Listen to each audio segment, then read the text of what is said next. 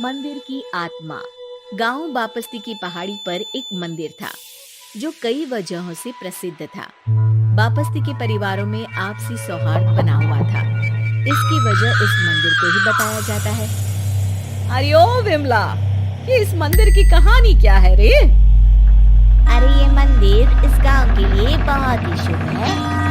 अरे शुभ तो है, तो फिर भी लोग इस मंदिर से दूर क्यों रहते हैं? ये इतना वीरान क्यों रहता है? अरे बड़े बुजुर्ग कहते हैं कि मंदिर में आत्माओं का राज है जो लोगों की मदद करते हैं, लेकिन मंदिर से सभी को दूर भी रखते हैं। अरे ये कैसी आत्मा है जो लोगों की मदद भी करते हैं और लोगों को मंदिर से दूर भी रखते हैं? अरे यही चलता आया है यहाँ पर, इसीलिए कोई कुछ बोलता नहीं, क्योंकि जिसके घर में कोई भी परेशानी होती है तो बताते हैं कि इस मंदिर से उन्हें मदद मिलती है। अरे वाह, ये तो अच्छी बात है। तभी इस गांव में इतनी खुशहाली दिखती है। तभी बाहर किसी की चीखने चिल्लाने की आवाज आती है। दोनों बाहर निकलती हैं तो देखती हैं कि गांव के एक बुजुर्ग रो रहे हैं क्योंकि शहर से उन्हें कोई बुरी खबर मिली है। अरे क्या हुआ चचा, रो क्यों रहे हो आप? हाँ चाचा, बताओ ना, हुआ क्या? अरे क्या बताऊं बेटे, मेरा बेटा शहर गया हुआ था कमाने, लेकिन आज खबर मिली है कि उसका एक्सीडेंट हो गया। वो अस्पताल में भर्ती है। अरे तो इसमें परेशान होने की क्या बात है चाचा, जाओ शहर और बेटे का इलाज करवाओ। हाँ चाचा, विमला सही कह रही है, आप शहर जाओ और इलाज करवाओ। अरे कैसे इलाज करवाऊं, अभी पैसे नहीं है और शहर के अस्पतालों में इलाज का खर्चा लाखों में आता है। अरे चाचा, भगवान पर भरोसा रखो, कहीं ना कहीं से मदद जरूर मिल जाएगी, बस आज का दिन कैसे भी काट लो। अरे अब तो बेटा थोड़ा समय काटना भी मुश्किल होता जा रहा है। देख कमला, तू ही समझा चाचा को, अरे पैसों का कहीं ना कहीं से इंतजाम तो जरूर हो जाएगा। अरे चचा, जब विमला कह रही है तो थोड़ा उस पर भी भरोसा रखो। चलो आपको घर छोड़कर आ जाती हूँ। उसके बाद कमला उन बुजुर्ग को लेकर चली जाती है और विमला मंदिर की ओर चली जाती है। विमला मंदिर की सीढ़ियों पर चढ़ते हुए दूर से नजर आती है। उसके बाद वो आंखों से ओझल हो जाती है। उसी रात उस बुजुर्ग के घर के बाहर एक थैला रखा हुआ मिला। बुजुर्ग उस थैले को देखते ही चौंक पड़ा, क्योंकि उसमें 5 लाख रुपए रखे हुए थे। वो बुजुर्ग सुबह दौड़ा दौड़ा गांव के दूसरे बुजुर्गों के पास गया। और मंगल भाई सुनो, मेरे घर के बाहर ये पैसों से भरा बैग रखा हुआ मिला है। अरे किसका है ये भाई? अरे भैया, मुझे क्या पता।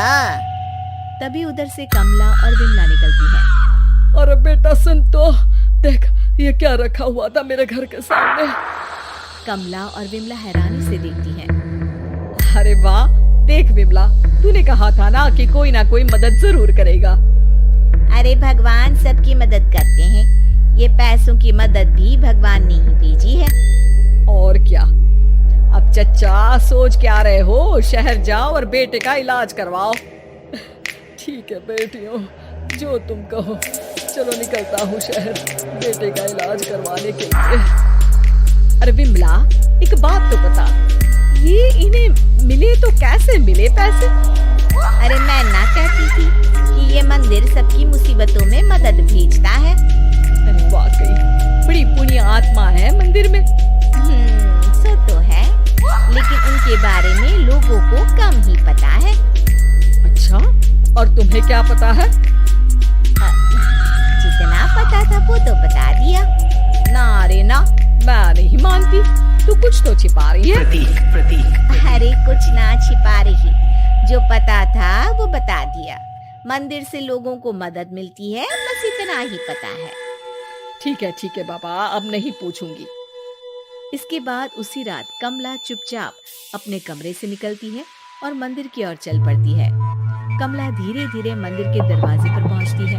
अंदर से हल्की हल्की रोशनी आ रही थी। इसके बाद जो वो देखती है वो हैरान रह जाती है।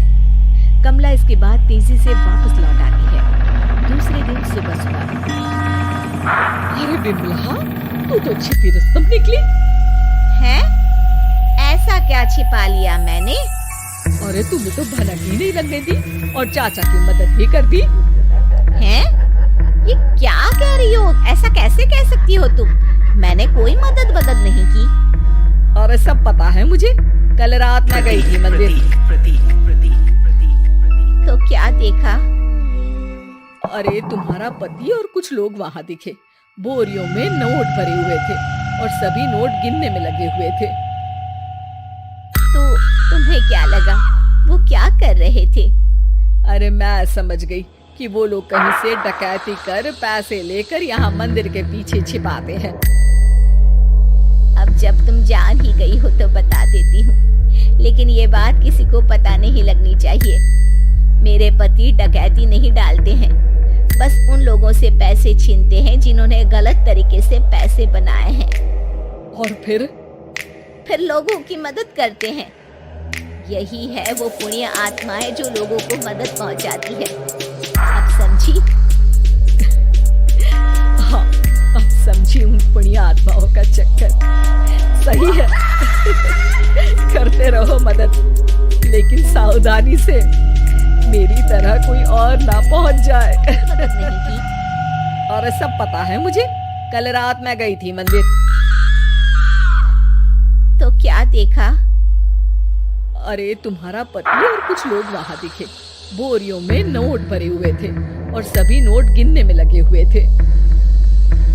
तो तुम्हें क्या लगा? वो क्या कर रहे थे?